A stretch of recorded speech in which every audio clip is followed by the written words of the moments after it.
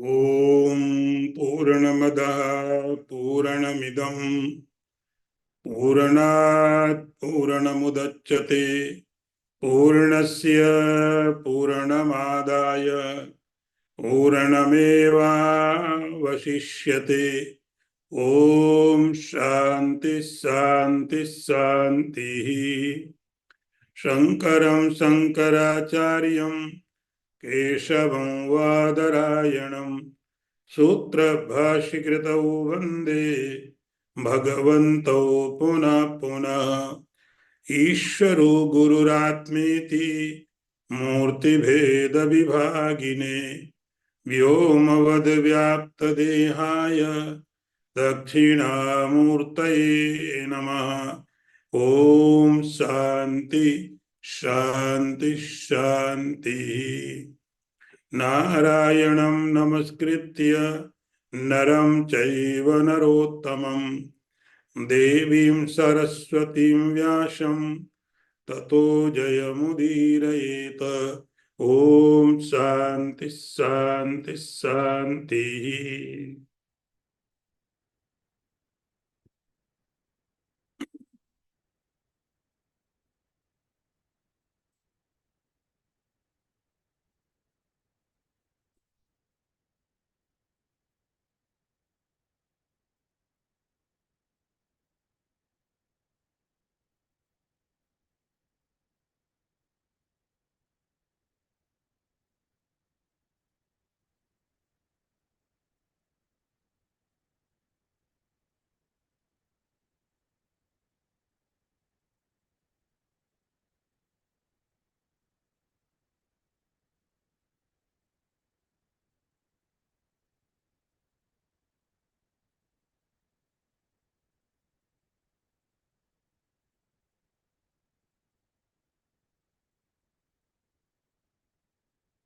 एतु सर्वाणि कर्माणि मयि सन्न्यस्य मत्परः अनन्येनैव योगेन मां ध्यायन्त उपासते। अर्थ देखें। परंतु जो भक्त जन मुझे ही परम लक्ष्य समझते हुए सब कर्मों को मुझे अर्पण करके अनन्य योग के द्वारा मेरा ही ध्यान करते हैं,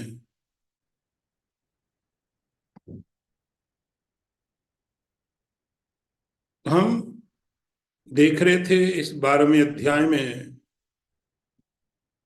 अर्जुन का जो सवाल था, जो प्रश्न था कि कौन श्रेष्ठ है। तो बेसिकली ये क्वेश्चन ही गलत है और उसका आंसर सही कैसे हो सकता। लेकिन भगवान बहुत दयालु हैं, बहुत कृपालु हैं और लगभग सभी जो ग्रेट मास्टर होते हैं ऐसे ही एटीट्यूड लेते हैं। सवाल गलत हो तो भी डायरेक्टली नहीं बोलते कि तुम गलत हो। भगवान ने भी यहां अर्जुन को बताया कि देखो अर्जुन, ऐसा मैं समझता हूं कि जो देह वाले लोग हैं उनके लिए विदेह का, देहहीन का अरूप परमात्मा का ध्यान करना बहुत कठिन है। क्लेशो अधिकतरस्तेषा। तो अब सवाल ये कि यदि कठिन है और मैं एक अध्यात्म का साधक हूं, मुझे मोक्ष की इच्छा है, तो साधन कठिन है तो क्या करूं, मैं छोड़ दूं। भगवान ने कहा क्लेशो अधिकतर, क्लेश बहुत है, इम्पॉसिबल नहीं कहा।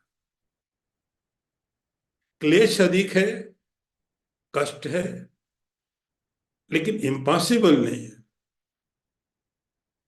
तो जब मैं ये सवाल पूछूं कि क्या ये कठिन है तो मैं इसको छोड़ दूं, नॉर्मली आपको ऐसे आंसर लोगों से मिल जाएंगे जो यही कहेंगे हाँ कठिन है तो तुम छोड़ दो, कठिन है तो छोड़ दो। लेकिन छोड़ देंगे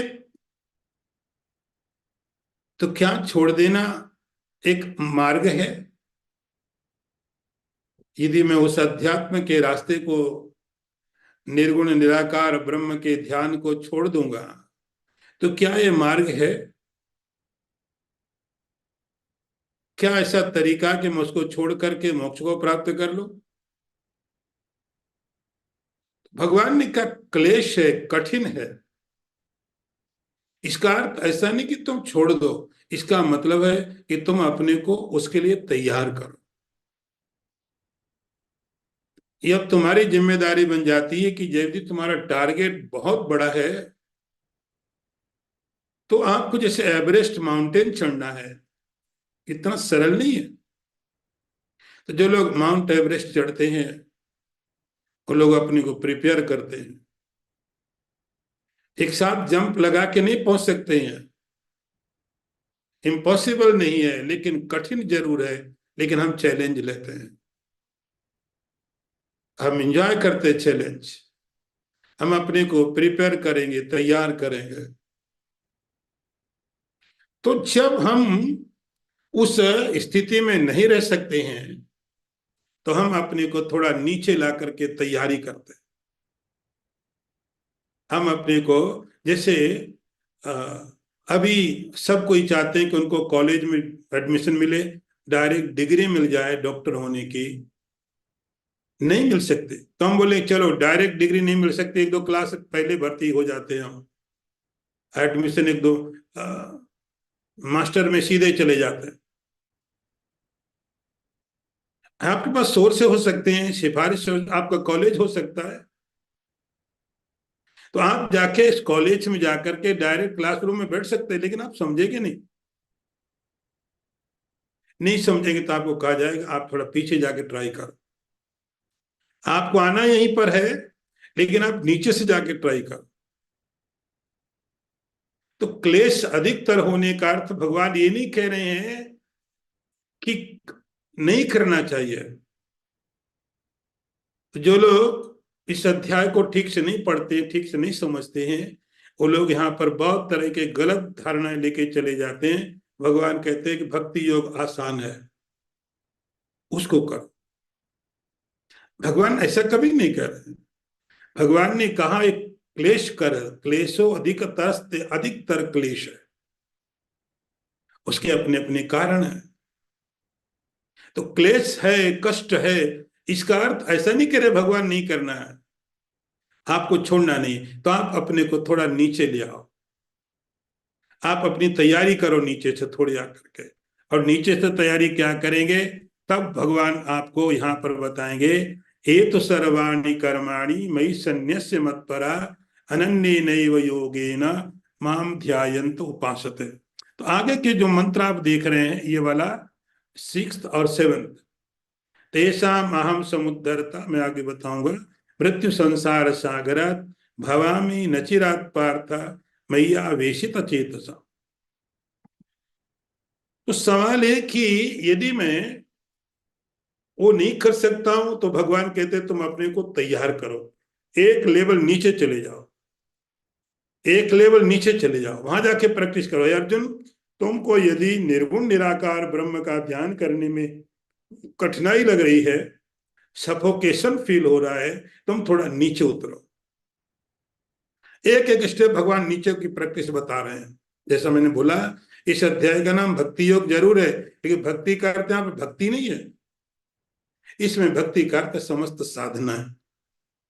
तो भगवान कह रहे हैं कि अर्जुन ठीक है, यदि तुमको निर्गुण निराकार ब्रह्म में कठिनाई लग रही है, तुम अब कैपेबल नहीं हो, तो थोड़ा नीचे उतरा।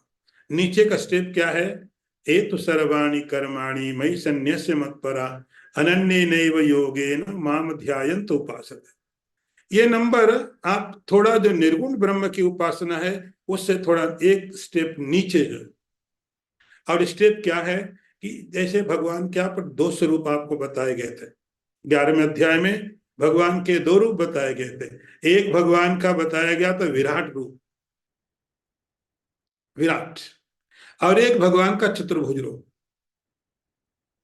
इन दोनों को आप आपको कनेक्ट करना है। तो पहला जो अब भगवान का जो विराट रूप है उसकी उपासना यहाँ पर है।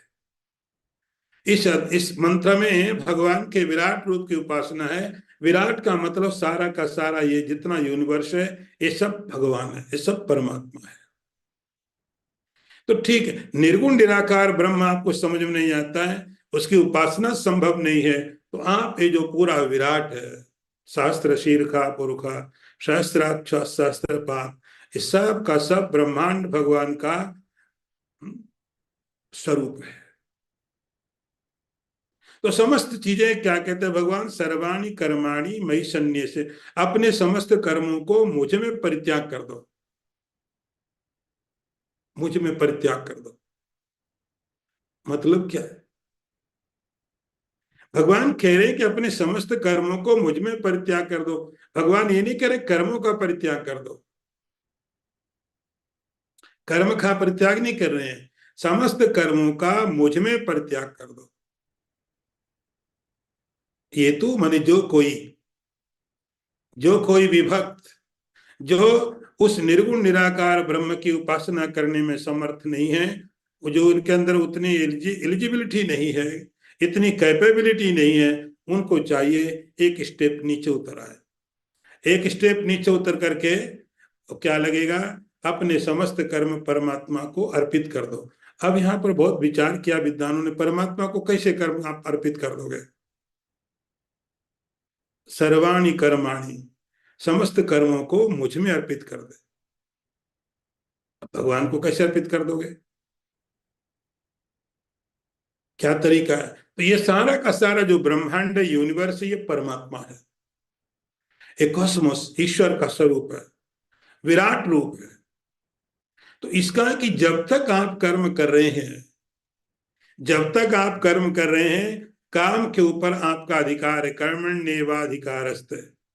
और जब आपने अपने कर्म का प्रोसेस खत्म कर दिया, तो वो आपका जो कर्म है वो परमात्मा के पास चला गया, यूनिवर्स में चला गया अपने रिजल्ट देने के लिए। जिस कर्म का फल आपको मिला नहीं, आपने कर्म कर दिया है, वो कर्म आपने करने के बाद अब परमात्मा के पास चला गया, यूनिवर्स में चला गया। आपने जप कर लिया, आपका काम खत्म हो गया।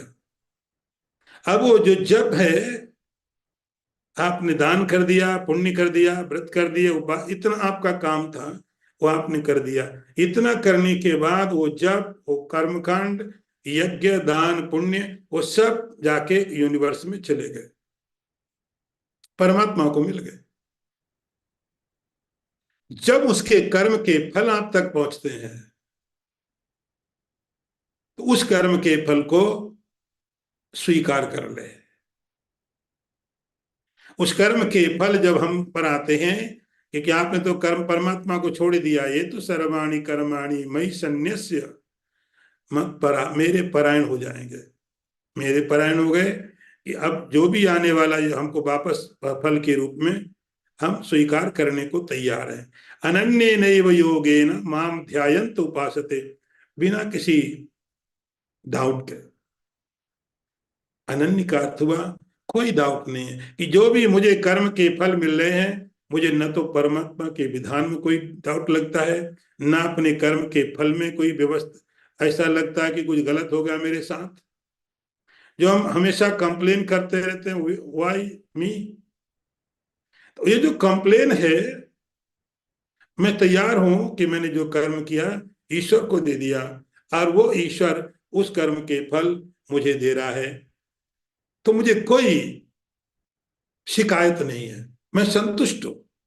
तो जो कर्म का फल मुझे मिला है, जो स्थितियां मुझे मिली हैं, मैं संतुष्ट हूं अपने उनके साथ में, कोई डाउट नहीं मेरे मन में। इसको बोलते भगवान अनन्य नैव योगेन माम ध्यायन्त उपासते। इस प्रकार से मेरी वे लोग उपासना करते हैं कि ये सारा का सारा विश्व ब्रह्मांड ये परमात्मा का स्वरूप है। तो ये नंबर, वो जो निर्गुण निराकार वाले लोग हैं उनसे थोड़ा नीचे के लोग हैं, थोड़ा आसान है। आगे का मंत्र देखिए, ये मंत्रों से हद कनेक्टेड है। तेषाम अहम समुद्धरता मृत्यु संसार सागरात भवामी नचिरात पार्था मैया वेशित चेतसाम। अर्थ देखिए भगवान, अर्थ ये भगवान कहते हैं अर्जुन, जिनका चित्त मुझ में स्थिर हुआ है ऐसे भक्तों का मैं शीघ्र ही मृत्यु रूप संसार सागर से उद्धार करने वाला होता हूं। उसी मंत्र के साथ कनेक्टेड है कि जब कोई भक्त इस प्रकार से परमात्मा की उपासना करता है, तेषाम अहम समुद्धरता, मैं उन लोगों का अब देखो यहां भगवान का काम क्या है, भगवान कहते हैं मैं उनका उद्धार करने वाला होता। उद्धार करने वाला कैसे, आपने कई बार फोटो देखे हैं कि एक नाव आ रही है, भगवान उसमें बैठे हैं, लोग डूब रहे हैं और भगवान उठा के नाव में बैठा रहे हैं। ये सब बातें भूल जाना कि कोई नाव आप डूब रहे हैं, भगवान नाव बड़ा भारी बोट लेके आएंगे और हमको उठा के नाव में बैठा लेंगे, वो इतना उद्धार की बात भगवान नहीं कर रहे हैं। इतना उद्धार नहीं, दोबारा फिर गिर सकते हो बोट में से। तेषाम अहम समुद्धरता, मैं उनका उद्धार करने वाला। उद्धार करने वाला कैसे होता हूं, क्योंकि अंतिम लक्ष्य तो वही है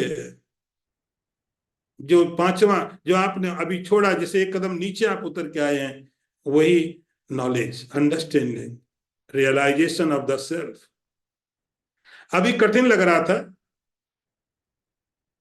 अब धीरे धीरे जो वहां कठिन लग रहा है तो आप यहां से प्रैक्टिस करिए, यही प्रैक्टिस आपको तैयार करेगी, तो आप फिर पांच उस स्टेप में जाके पहुंचेंगे, फिर आपको निर्गुण की उपासना आसान लगने लगेगी।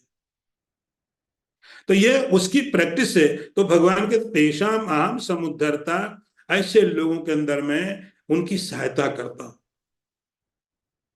उनकी सहायता करता हूं कैसे, उनकी सहायता ऐसे करता हूं कि कभी उनके लाइफ में तैयारी है लेकिन कोई मास्टर चाहिए, कोई गुरु चाहिए, तो मैं कनेक्शन करा देता हूं।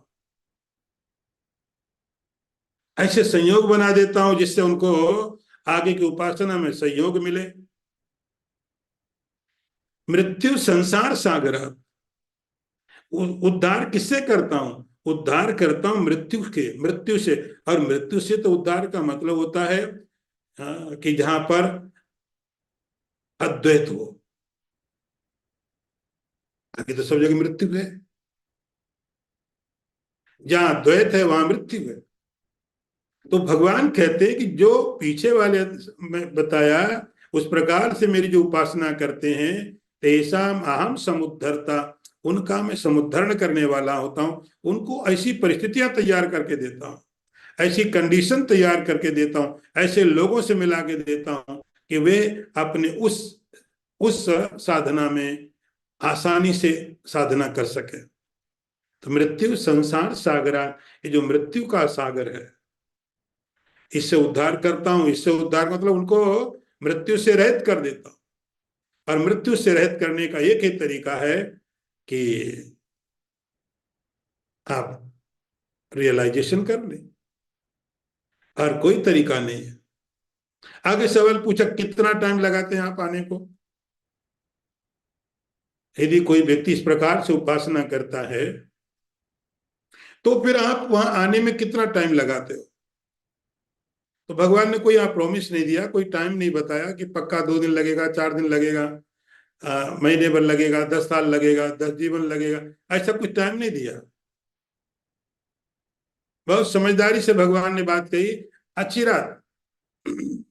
भगवान कहते मैं अपनी तरफ से डिले नहीं करूंगा, कोई टाइम नहीं बता सकते कि 10 दिन में मैं आ जाया करूंगा। इस तरह की उपासना करोगे 1 महीने में आऊंगा, साल में आऊंगा। भगवान ने बोला अच्छी रात कि मेरी तरफ से कोई देर नहीं होगी। किसी को 1 दिन में आ सकता है, किसी को महीने लग सकता है, किसी को 10 दिन लग सकते हैं, सालों लग सकते हैं।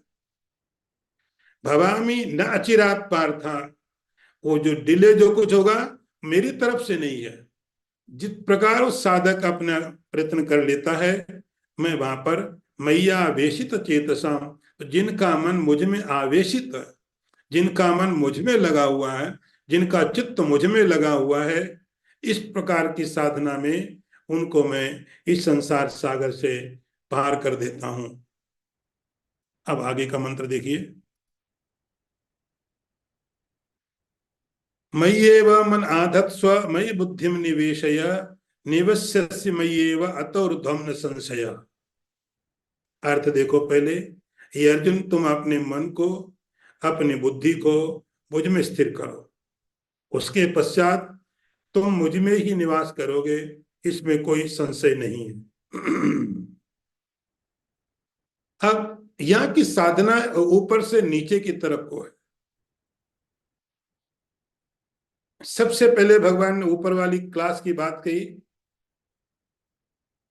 वो कठिनाई लगती है तो आप नीचे थोड़ा उतर आइए।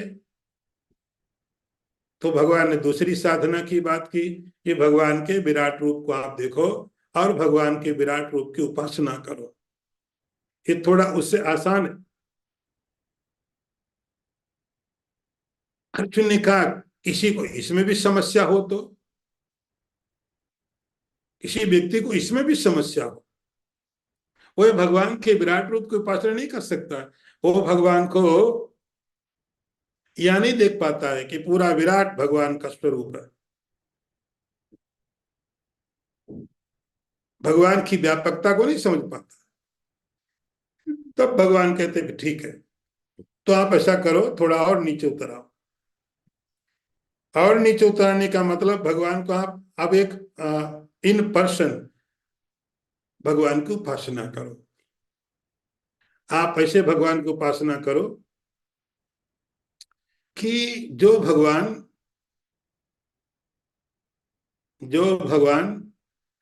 आपका व्यक्तिगत है, जिससे यूनिवर्स व्यक्तिगत नहीं है, ये ब्रह्मांड सबका है। ये जो हवा है, एयर है, स्पेस है, जल है, अग्नि है, ये किसी का पर्सनल नहीं है, ये सबका है। सबके लिए ऑक्सीजन है, सबके लिए पानी है, सबके लिए स्पेस है, सबके लिए कॉस्मोस है। ये मेरा प्राइवेटली कुछ नहीं यहां पर है, ये मेरा है, ये मेरा नहीं है। लेकिन अब जब भगवान, हमको ये समझ में नहीं आया कि भगवान सबका है, तो आप अपने भगवान को प्राइवेट कर सकते हो, ये भगवान मेरा है। तो आप भगवान का एक विराट रूप को छोड़ करके भगवान का दूसरा स्वरूप ले लो। ये भगवान का दूसरा स्वरूप होगा, या आपका जो भी, आप कृष्ण को मानते हो, राम को, हनुमान जी को, दुर्गा को, जो भी आप आकार समझते हो, तो ये भगवान का एक तो पहले वाला जो कॉस्मोस था वो भी सगुण परमात्मा था, लेकिन अब ये भी सगुण ब्रह्म है। इस सगुण ब्रह्म में क्या है, ये भगवान जो नारायण है, भगवान जो विष्णु है, उनके शंख चक्र गदा पद्म ऐसा है भगवान का स्वरूप। भगवान जो शिव हैं उनका ऐसा स्वरूप है, गणपति का ऐसा सुंदर स्वरूप है, दुर्गा का है, हनुमान जी का है। तो जो भी देवता, जो भी इष्ट आपको लगता है भगवान का, वो आपका पर्सनल भगवान हो गया। कि यदि आपको वो पहले वाली उपासना नहीं कर पाते, कठिनाई लग रही है निर्गुण निराकार में, तब भगवान का सगुण साकार का ध्यान करो। लेकिन विराट वाले का वो भी कठिन लगता है, तो भगवान का अब और रूप ले लो नंबर तीसरे पर। ये नंबर तीसरा क्या है, कि भगवान का कोई सगुण साकार रूप आप ले लीजिए। वैकुंठवासी, कैलाशवासी, गोलोकवासी, जो भी भगवान का आपको स्वरूप अच्छा लगता है, आपको लगता है ये साधना में आराम से कर सकता हूं, आपको लगता है ये उपासना में ठीक से कर सकता हूं,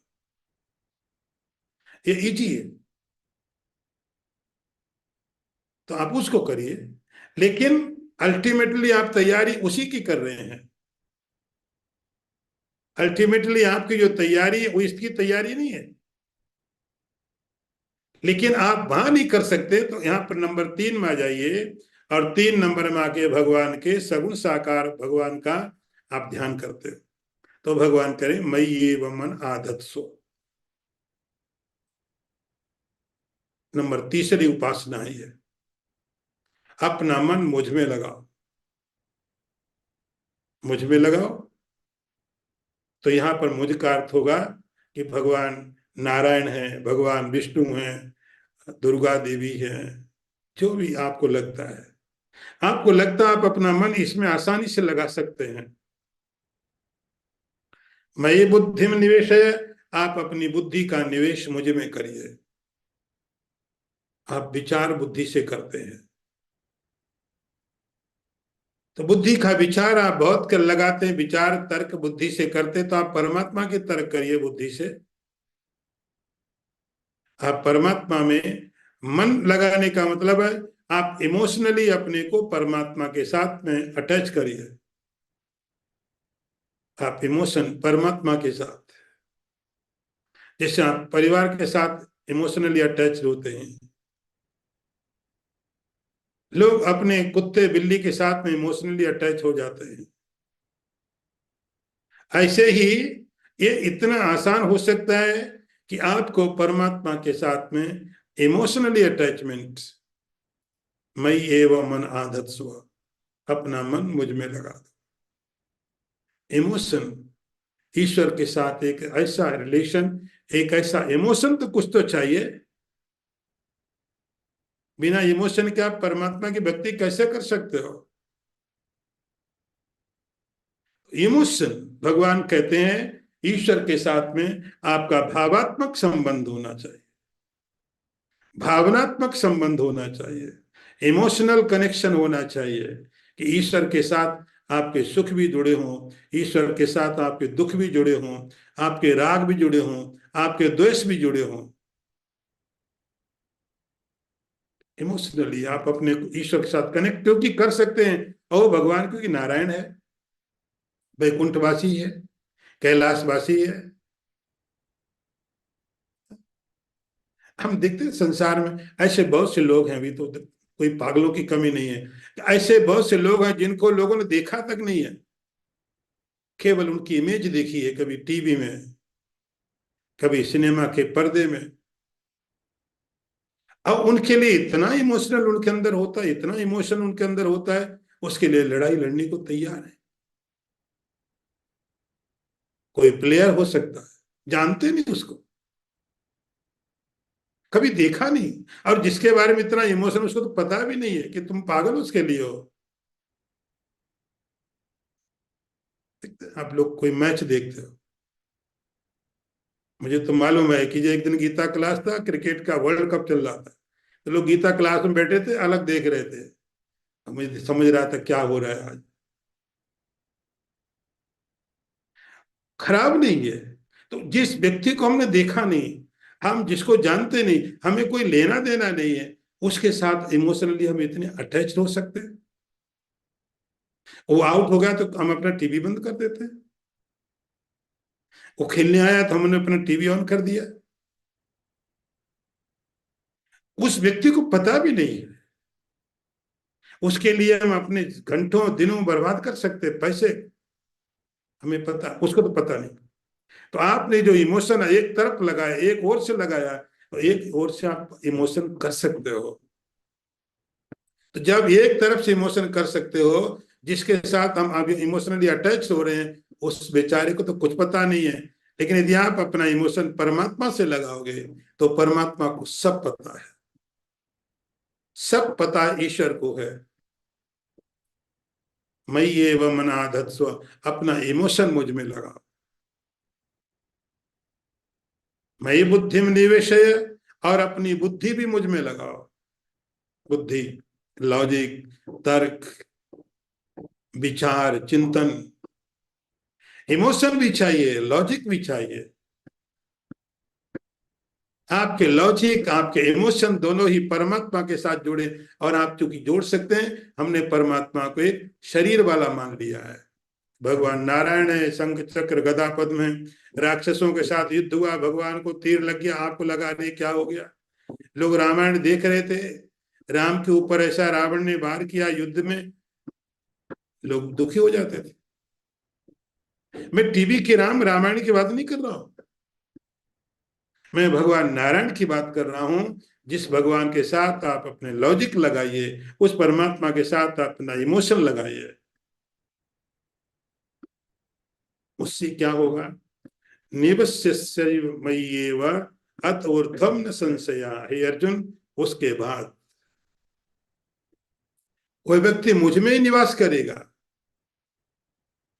मुझ में ही निवास करेगा। अब इसका फल देखो, पहले वाले का फल मैंने बताया, भगवान ने कहा तेषाम अहम समुद्धरता, उनका उद्धार करूंगा मैं। कैसे? ज्ञान दे करके, ज्ञान दे करके। कैसे ज्ञान देंगे? आजकल आपने देखा बड़ा धंधा में तो बोलता हूँ बिजनेस चलता है कि लोग आके सिर के ऊपर हाथ रखेंगे, बोले तुम्हारे कुंडली जगा दे रहा हूं मैं, तुम्हें आत्मज्ञान करा देता हूं। हाथ रख दिया, अरे भगवान ने नहीं किया, अर्जुन के लिए। युद्ध का समय था, समय इतना कम था, भगवान कहते तू सिर कर, मैं तेरे सिर में हाथ रखता हूं, तुझे ज्ञान दे देता। नहीं किया क्योंकि तरीका ही नहीं है वो। भगवान नारायण वहां पर हैं, अर्जुन को इतनी जरूरत है, युद्ध का समय है, समय नहीं है।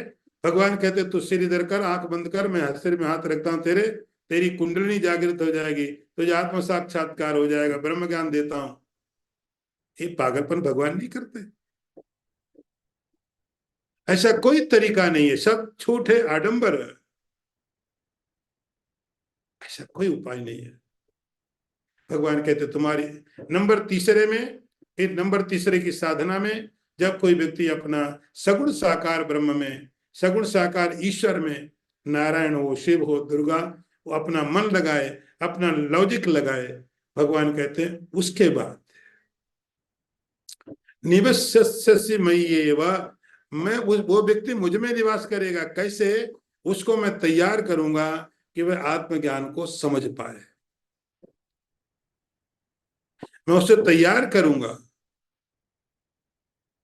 उसके अंदर योग्यता पैदा करूंगा, क्वालिटी पैदा करूंगा, उसको ऐसे मौके मिलेंगे कि वह उस नंबर की जो साधना है, ज्ञान को प्राप्त करने की साधना है, उसको समझ सकेगा।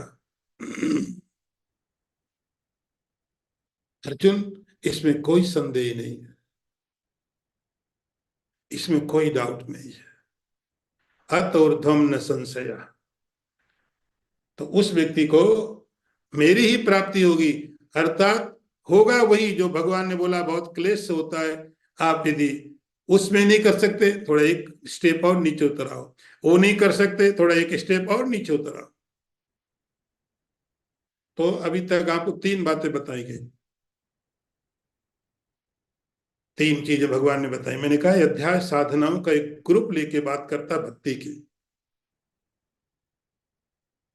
तीन बातें बताई, एक तो निर्गुण निराकार ब्रह्म जिसको आप वेदांत में समझते हो, श्रवण मनन निधिध्यासन, वही नहीं हो सकता तो भगवान का विराट रूप का चिंतन करो, वो भी नहीं हो सकता भगवान के सगुण विग्रह का चिंतन करो।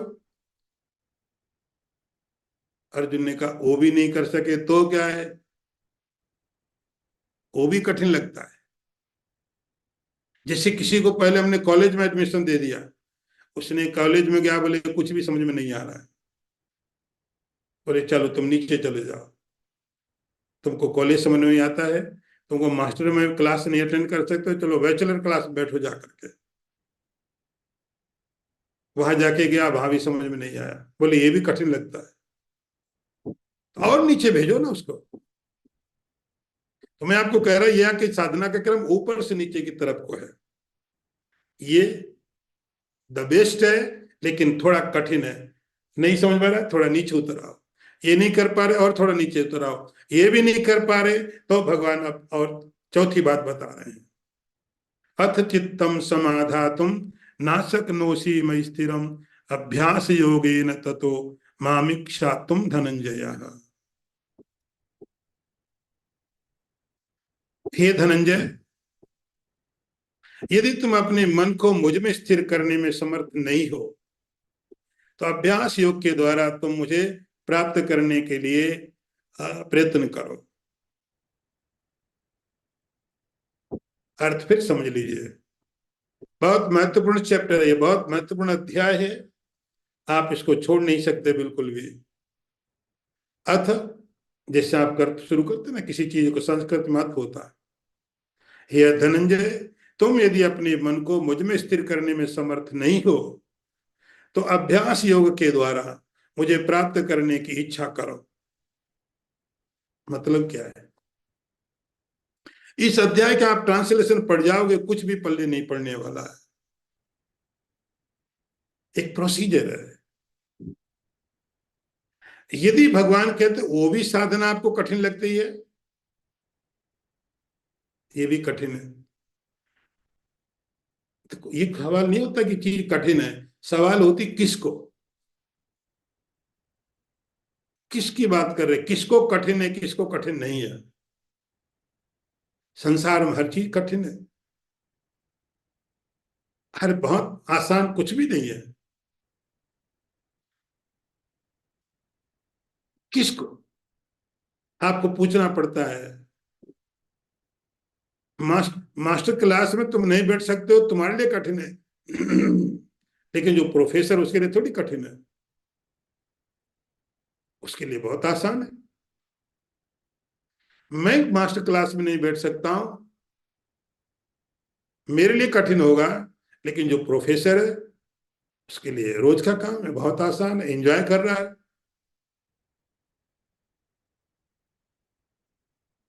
तो वो कहा जाएगा आप थोड़ा नीचे जाओ।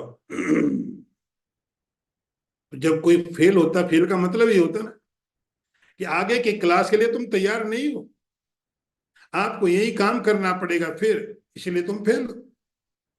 आगे की क्लास में भेज भी दिया जाए तो तुम नहीं कर पाओगे। तो जब कोई फेल किया जाता है, उसको फेल करने वाला शत्रु नहीं होता उसका।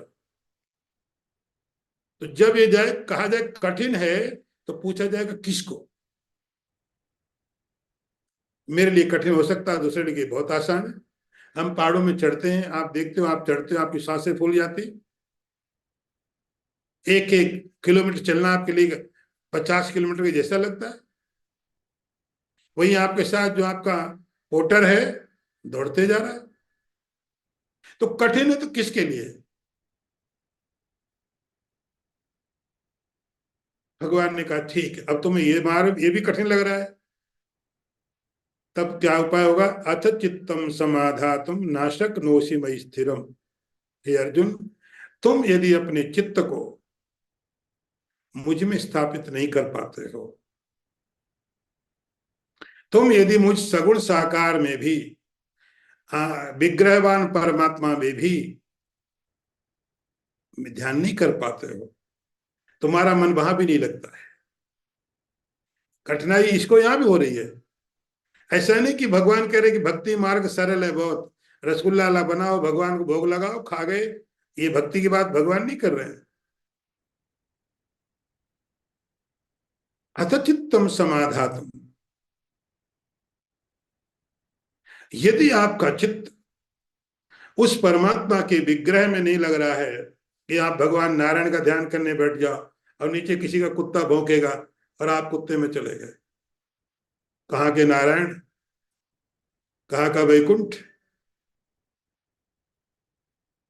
यदि ये तरीका है तो भगवान कहते थोड़ा और नीचे उतरो। अथ चित्तम समाधातुम नासक नोषि मयि स्थिरम, मुझ में आप उस अवस्था में ध्यान नहीं कर पाते हो, तब आपको थोड़ा और नीचे उतर करके एक और प्रैक्टिस करनी पड़ेगी। भगवान उसका नाम देते अभ्यास योगेन ततो मामिक्षातुम धनंजया। ये नंबर 4 आ गया, ये 4 नंबर पे आ गए। अभ्यास योग करो, अभ्यास योग के द्वारा आप अपने को तैयार करो, प्रैक्टिस करिए अभ्यास योग के द्वारा, रिपीटेशन। शुरू में मन नहीं लगेगा, शुरू में मन नहीं लगेगा। आपने गीता का जब अध्याय अध्ययन कर रहे थे, अर्जुन का सवाल था कि कृष्ण मन बहुत चंचल है, बहुत कठिन है इसको रोकना। भगवान ने कहा यस, तुम ठीक कह रहे हो, लेकिन अभ्यासेन तु कौन्तेय वैराग्येण च गृह्यत। हे अर्जुन, तुम अभ्यास योग के द्वारा इसको कंट्रोल करो। आपको अभ्यास योग करना पड़ेगा। और ये सब चीजें क्या है? ये सब प्रैक्टिस है। ये सब प्रैक्टिस। तो आप यदि पहली साधना नंबर 1 की नहीं कर पा रहे हैं, तो आप थोड़ा और नीचे उतर आए, 4 में आए, एक दूसरी साधना ली, दूसरी नहीं तो तीसरी ली, तीसरी भी नहीं कर पा रहे, अब भगवान चौथी की बात कर रहे हैं, तो आप ये करो। ये भी भक्ति है। अभ्यास योगेन, अभ्यास योग करो, प्रैक्टिस करो। मन नहीं मानेगा कि मन का जो स्वभाव है, मन का जो काम है, आसान क्या है? आसान है संसार में लगना। आपको इंद्रियां सपोर्ट करेंगी, आपको माइंड सपोर्ट करेगा, संसार के पदार्थ आपके लिए बहुत आसान लगेंगे। कोई भी अध्यात्म की साधना आपको कठिन लगेगी, आप अगेंस्ट जा रहे हैं संसार के, तो कोई भी साधना कठिन लगेगी। संसार अच्छा लगेगा, संसार के पदार्थ अच्छे लगेंगे, संसार का राग अच्छा लगेगा, संसार का द्वेष अच्छा लगेगा। हम यूज टू है। अच्छा तो हमको ये इजी है। कोई भी साधना आप करेंगे कठिन हो जाएगी, कोई भी करे। ऐसा नहीं कि ज्ञान योगी बहुत कठिन है, आत्मज्ञान प्राप्त करना बहुत कठिन, तो भक्ति करेंगे। कल को बोलो भक्ति करना बड़ा कठिन, डिस्को जाएंगे, तो जा ही रहे हैं। तो जब भी आप स्पिरिचुअलिटी की तरफ कोई भी स्टेप उठाएंगे, वो तो कठिन है। तो यदि किसी साधक का मन भगवान के सगुण साकार विग्रह में नहीं लगता है, तब उसके लिए भगवान कहते हैं अभ्यास योग के द्वारा मुझे प्राप्त करने की कोशिश करो। अभ्यास योग किसके लिए करना है? किसी सिद्धि के लिए, चमत्कार के लिए नहीं करना है। अभ्यास योग भी परमात्मा को ही प्राप्त करने के लिए करना है। अभ्यास योग भी सेल्फ रियलाइजेशन के लिए करना है। पर्पस वही है।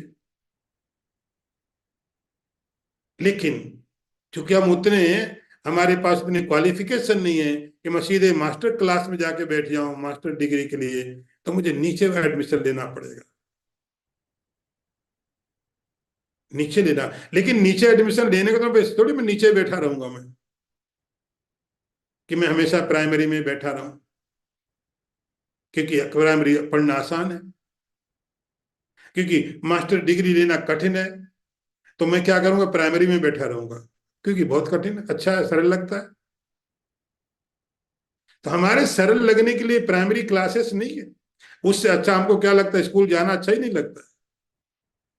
घर में बैठे बच्चा टीवी देखे, चॉकलेट खाए, उसको तो अच्छा लगेगा। स्कूल जाना क्यों अच्छा लगेगा उसको? तो यदि मैं वहां नहीं बैठ सकता हूं, तो मैं अपने को और नीचे लाऊंगा, और नीचे लाऊंगा, और नीचे लाऊंगा। ये चौथा स्टेप है, जहां भगवान कहते हैं अभ्यास योगेन ततो मामिक्षाप्तुम धनंजय। हे धनंजय, फिर आप अभ्यास योग करो। अभ्यास योग, प्रैक्टिस। किसी के, हाँ, किसी के बताए हुए रास्ते में, किसी के अंडर में, कोई आचार्य, कोई गुरु, क्योंकि आपका मन नहीं लगता है, तो हमको किसी के कंट्रोल में रहना पड़ता है, किसी के अनुशासन में,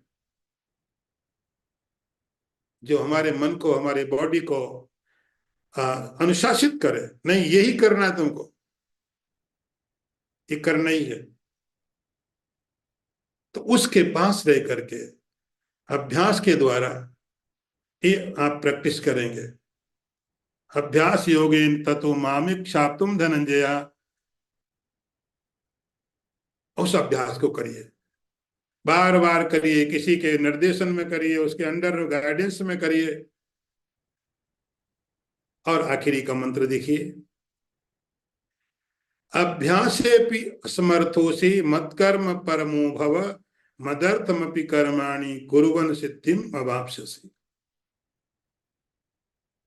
एक बार अर्थ देखिए इसका। हे अर्जुन, यदि तुम अभ्यास में भी असमर्थ हो तो मत कर्म परायण बनो। इस प्रकार मेरे लिए कर्म करते हुए तुम सिद्धि को प्राप्त करोगे। अभ्यास असमर्थोसी मत कर्म परमो भव। अभी भगवान ने एक स्टेप और नीचे उतरा है, एकदम बिगिनिंग, एकदम प्राइमरी क्लास में आ गए। यदि तुम वहां भी नहीं बैठ सकते हो, तुम्हें वो भी समझ में नहीं आ रहा है, हजारों तरह के एक्सक्यूजेज मिल सकते हैं।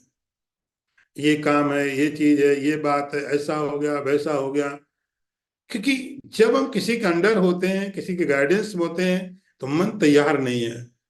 मन परमात्मा में लगने को तैयार नहीं, क्योंकि परमात्मा विजिबल नहीं है।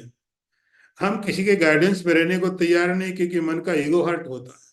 तो हम कई तरीके के एक्सक्यूजेज ढूंढते हैं, कई तरह के बहाने ढूंढने पड़ते हैं हमको। अभ्यास में भी दिक्कत है, ये हो गया, ऐसा है, वैसा है। बहुत से रियल प्रॉब्लम्स होते हैं, कई बार नहीं भी होते हैं, लेकिन मन अपने ईगो को बचाने के लिए सब करता है। ये भी नहीं कर सकते हम, नहीं कर सकते तो और नीचे जाके जाओ। अभ्यासे समर्थोसी मत कर्म परमो भव। हे अर्जुन, तुम यदि अभ्यास भी नहीं कर सकते हो, न इतना समय है, न इतनी सुविधाएं है, न इतनी जिज्ञासा है। जिज्ञासा है लेकिन बहुत मजबूत नहीं, बहुत मरी सी जिज्ञासा है। इतनी कमजोर है कि मिल गया तो मिल गया, नहीं मिला तो छोड़ दो, कोई फर्क नहीं पड़ता। ऐसी जिज्ञासा से अभ्यास नहीं होता है। ऐसी कमजोर मरी हुई जिज्ञासा जो छोटे से बहाने के कारण अभ्यास को छोड़ दे, भगवान कहते नहीं है जी, यदि तुम ये भी करने में समर्थ नहीं हो, अभ्यास है असमर्थोसी। तो नंबर 5वीं साधना भगवान बता रहे हैं। तो आप देखो, 1 नंबर की साधना भगवान ने बोला क्लेशतर है, और नंबर 4 में भी भगवान कह रहे ये भी कठिन है। तो फर्क कहाँ रह गया? तो सवाल ये नहीं कि कठिन है कि सरल है, सवाल है कि करने वाला कौन है। साधना के ऊपर क्वेश्चन मार्क नहीं है, सवाल है कि करने वाला साधक कौन है, वो कितना कितना अधिकारी है। साधना क्यों भगवान नहीं करे छोटी है बड़ी है?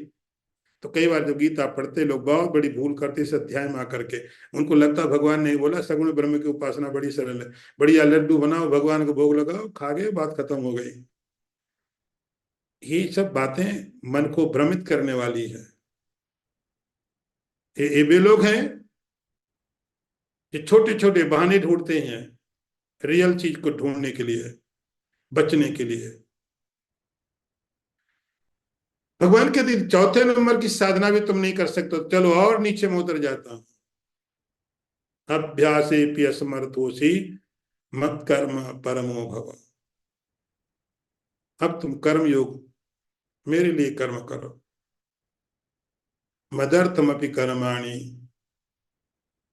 तुम कर्म मेरे लिए करो, मेरे लिए करो। भगवान को हमारे कर्मों की क्या जरूरत है?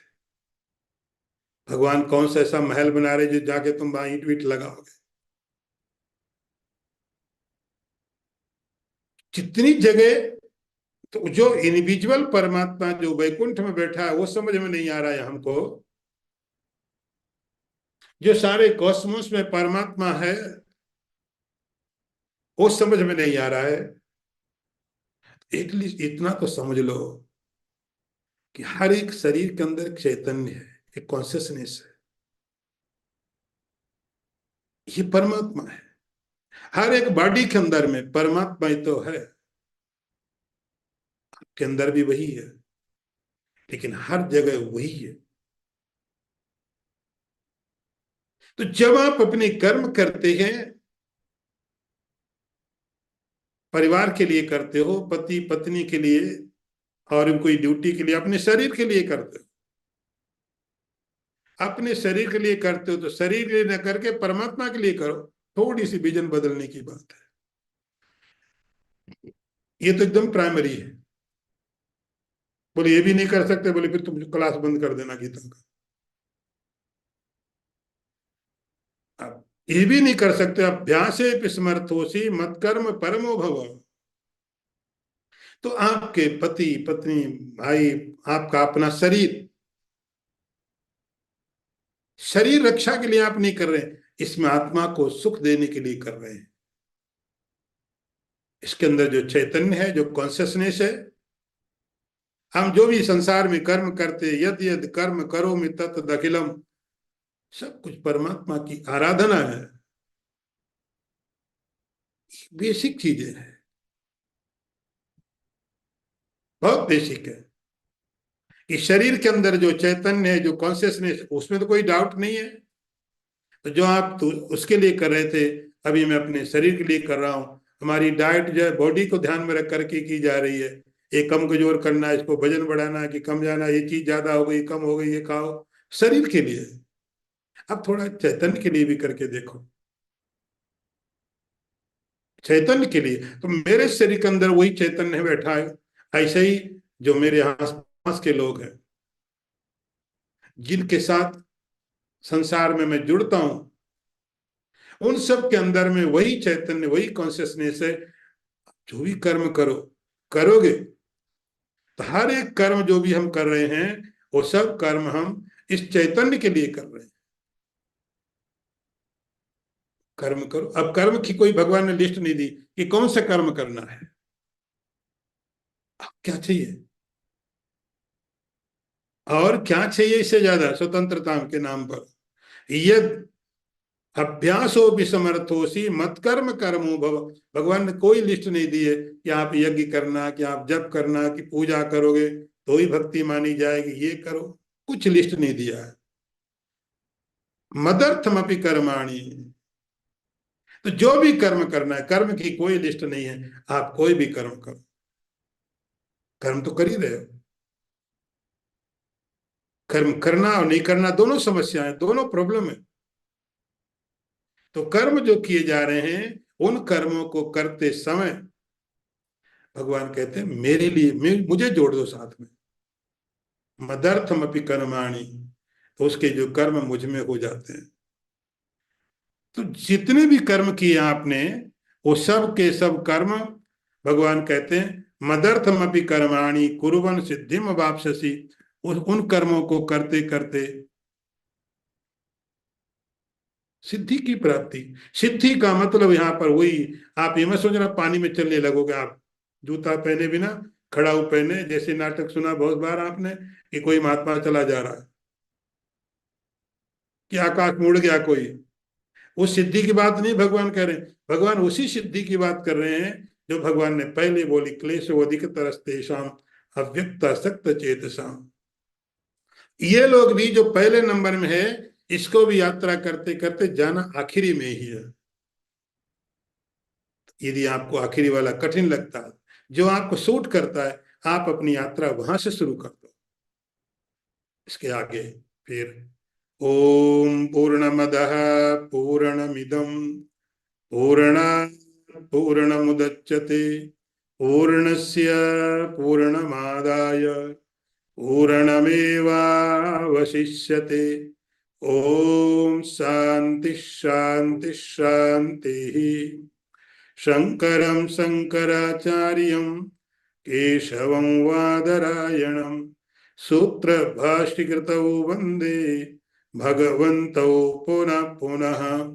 ईश्वरो गुरुरात्मेति मूर्तिभेदविभागिने व्योमवद्व्याप्तदेहाय दक्षिणामूर्तये नमः। ओम शांति शांति शांति।